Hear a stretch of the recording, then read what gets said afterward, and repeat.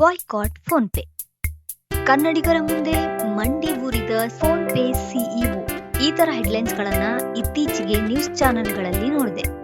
ಹಾಗಾದ್ರೆ ಸುದ್ದಿ ಏನು ಅಂತ ನಿಮ್ಗೆ ಈಗಾಗ್ಲೇ ಗೊತ್ತಾಗಿರುತ್ತೆ. ಸೊ ಡೈರೆಕ್ಟ್ ಆಗಿ ವಿಷಯಕ್ಕೆ ಬರೋಣ.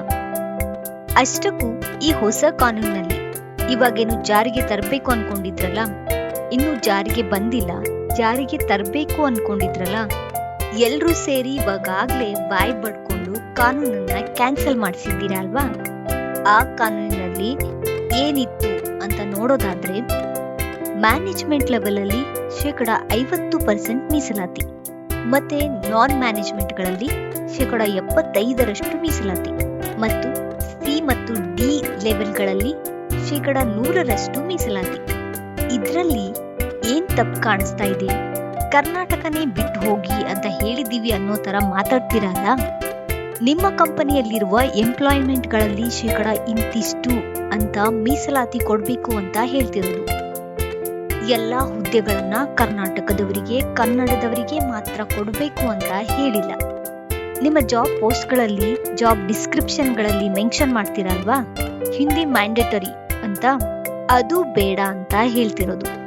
ಹೌದು, ಫೋನ್ ಪೇನ ಯಾವುದೇ ಜಾಬ್ ಪೋಸ್ಟ್ ನೋಡಿದ್ರು ಮ್ಯಾನೇಜ್ಮೆಂಟ್ ಇಂದ ಹಿಡಿದು ಆಪರೇಷನ್ ಲೆವೆಲ್ ಕೆಲಸ ಮಾಡೋ ಎಲ್ಲರಿಗೂ ಈ ಕಂಪನಿಯಲ್ಲಿ ಹಿಂದಿ ಮ್ಯಾಂಡೇಟರಿ. ಹಿಂದಿ ಮಾತಾಡೋಕೆ ಬಂದ್ರೆ ಮಾತ್ರ ಕೆಲಸ ಕೊಡ್ತಾರೆ. ನಿಮ್ಮ ಹತ್ರ ಸ್ಕಿಲ್ಸ್ ಇದ್ದು, ಟ್ಯಾಲೆಂಟ್ ಇದ್ರು, ಎಕ್ಸ್ಪೀರಿಯನ್ಸ್ ಇದ್ರು, ನಿಮಗೆ ಹಿಂದಿ ಮಾತಾಡೋಕೆ ಬಂದಿಲ್ಲ ಅಂದ್ರೆ ಈ ಕಂಪನಿಯಲ್ಲಿ ಕೆಲಸ ಸಿಗೋದಿಲ್ಲ. ಇದನ್ನ ಬೇಡ ಅಂತ ಹೇಳ್ತಿರೋದು. ಕನ್ನಡಿಗರಿಗೆ ಅಂತಾನೆ ಸ್ವಲ್ಪ ಮೀಸಲಾತಿ ಕೊಡಿ, ಕನ್ನಡದವರಿಗೂ ಅವಕಾಶ ಕೊಡಿ ಅಂತ ಕೇಳ್ತಿರೋದು. ಪ್ರತಿ ಸಲ ಏನಾಗುತ್ತೋ ಮತ್ತದೇ ರಿಪೀಟ್ ಆಗಿದೆ. ಕನ್ನಡಿಗರು ಪ್ರಶ್ನೆ ಮಾಡಿದ ತಕ್ಷಣ ಕ್ಷಮೆ ಕೇಳೋದು. ಹೌದು, ನೀವೆಲ್ಲ ನೋಡಿರೋ ಹಾಗೆ ಸೋಷಿಯಲ್ ಮೀಡಿಯಾನಲ್ಲಿ ಫೋನ್ ಪೇಯ ಸಿಇಒ ಕ್ಷಮೆ ಯಾಚಿಸಿದ್ದಾರೆ. ಅವರು ಕ್ಷಮೆ ಕೇಳಿದ ತಕ್ಷಣ ಕನ್ನಡಿಗರು, ವಿಶಾಲ ಹೃದಯವಂತರು ಕ್ಷಮಿಸ್ಬಿಟ್ರು. ಆದ್ರೆ ನನ್ನ ಪ್ರಶ್ನೆ, ಯಾಕೆ ಇವ್ರನ್ನ ಕ್ಷಮಿಸ್ಬೇಕು? ಯಾಕೆ ಇವ್ರಿಗೆ ಶಿಕ್ಷೆ ಕೊಡಬಾರ್ದು? ಫೋನ್ ಪೇಯ ಸಿಇಒ ಕ್ಷಮೆ ಕೇಳಿದ್ರೆ ಸಾಕ, ಇವರಿಗೆ ಶಿಕ್ಷೆ ಯಾಕೆ ಕೊಡಬಾರ್ದು? ಜಿಟಿ ಮಾಲ್ ನಲ್ಲಿ ಆದ ಘಟನೆ ನಿಮ್ಮೆಲ್ಲರಿಗೂ ಗೊತ್ತಿದೆ. ಈ ಘಟನೆ ಆದ ಬಳಿಕ ಆ ಮಾಲ್ನ ಸಿಇಒ ಅವರು ಸ್ವತಃ ಕ್ಷಮೆ ಕೇಳಿ ಆದ ಅವಮಾನಕ್ಕೆ ರೈತನಿಗೆ ಸನ್ಮಾನ ಕೂಡ ಮಾಡಿದ್ರು. ಇಷ್ಟೆಲ್ಲ ಆದ ಮೇಲೂ ಸರ್ಕಾರ ಅವರಿಗೆ ಶಿಕ್ಷೆಯನ್ನ ಕೊಡ್ತು. ಇದು ಕನ್ನಡಿಗರಿಗೆ ಆದ ಅವಮಾನದ ಬಗ್ಗೆ ಸರ್ಕಾರ ತೋರಿಸಿದ ಕಾಳಜಿ. ಹಾಗಾದ್ರೆ ಅವ್ರ ಕಂಪನಿಯಿಂದ ಸರ್ಕಾರ ಒಂದು ರಿಪೋರ್ಟ್ನ ಯಾಕೆ ಕೇಳಬಾರ್ದು? ಏನ್ ನಡೀತಾ ಇದೆ ಇವರ ಕಂಪನಿನಲ್ಲಿ ಅಂತ ತಿಳ್ಕೊಳ್ಳೋದಕ್ಕೆ. ಆಪರೇಷನ್ಸ್ ಅಲ್ಲಿ, ಮ್ಯಾನೇಜ್ಮೆಂಟ್ ಗಳಲ್ಲಿ ಎಷ್ಟು ಜನ ಕನ್ನಡದವರು ಕೆಲಸ ಮಾಡ್ತಾ ಇದ್ದಾರೆ, ಕನ್ನಡಿಗರಿಗೆ ಇವರು ನಿಜವಾಗ್ಲೂ ಗೌರವ ಕೊಡ್ತಿದಾರಾ ಅಂತ ಯಾಕೆ ಒಂದು ಕ್ರಾಸ್ ವೆರಿಫಿಕೇಶನ್ ಮಾಡಬಾರ್ದು? ಅಲ್ಲ, ಗೊತ್ತಿಲ್ಲ, ಒಂದ್ ಮಾತು ಕೇಳ್ತೀನಿ. ಒಂದು ಕಂಪನಿ ಕಟ್ಟಿರೋ ಸಿಇಒ ಈ ತರ ಹಿಂದೆ ಮುಂದೆ ಕಾನೂನಿನ ಬಗ್ಗೆ ತಿಳಿದುಕೊಳ್ಳದೆ ಮಾತಾಡಬಾರ್ದು ಅಂತ ಗೊತ್ತಿರಲ್ವಾ? ಎಲ್ಲ ಗೊತ್ತಿರುತ್ತೆ. ಗೊತ್ತಿದ್ದು ಅವರು ಮಾತಾಡಿರೋದು.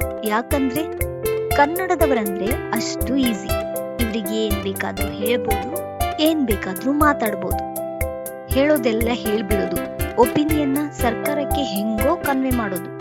ಆಮೇಲೇನು ಮತ್ತದೇ ಸೋಷಿಯಲ್ ಮೀಡಿಯಾನಲ್ಲಿ ಬಂದು ಬೆಂಗಳೂರು ಅನ್ನ ಕೊಟ್ಟಿದೆ, ಬೆಂಗಳೂರು ಜೀವನ ಕೊಟ್ಟಿದೆ, ಕನ್ನಡಿಗರ ಮೇಲೆ ಗೌರವ ಇದೆ ಅಂತ ಪೋಸ್ಟ್ ಮಾಡಿ ಕ್ಷಮೆ ಕೇಳೋದು. ಇದನ್ನೆಲ್ಲ ನೋಡಿದ್ರೆ ಇವರಿಗೆ ಕರ್ನಾಟಕ ಅಂದ್ರೆ, ಕನ್ನಡಿಗರು ಅಂದ್ರೆ ಕನಿಷ್ಠ ರೆಸ್ಪೆಕ್ಟೂ ಇಲ್ಲ ಅಂತ ಅನ್ಸುತ್ತೆ. ಬೇಜಾರಾಗುತ್ತೆ, ಸಿಟ್ಟು ಬರುತ್ತೆ. ಹೌದು, ಬೆಂಗಳೂರು ನಿಮಗೆ ಜೀವನ ಬದುಕು ಕೊಟ್ಟಿದೆ ಅಂತ ಹೇಳ್ತೀರಾ ಅಲ್ವಾ? ಹಾಗಾದ್ರೆ ನೀವು ಬೆಂಗಳೂರಿಗೆ ಏನ್ ಕೊಟ್ಟಿದ್ದೀರಾ? ಉದ್ಯೋಗ ಸೃಷ್ಟಿ, ಅದು ನಿಮ್ಮ ಭಾಷೆಯವರಿಗೆ.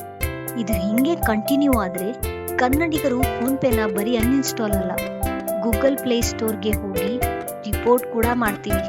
ಇವಾಗ ಆಲ್ರೆಡಿ ರಿಪೋರ್ಟ್ ಮಾಡೋದಕ್ಕೆ ಸ್ಟಾರ್ಟ್ ಮಾಡಿದ್ದಾರೆ. ಇದು ಹೀಗೆ ಕಂಟಿನ್ಯೂ ಆದ್ರೆ ಮುಂದೊಂದು ದಿನ ಫೋನ್ ಪೇ ಕೂಡ ಬ್ಯಾನ್ ಆಗೋ ಎಲ್ಲಾ ಲಕ್ಷಣಗಳು ಕಾಣಿಸ್ತಾ ಇದೆ.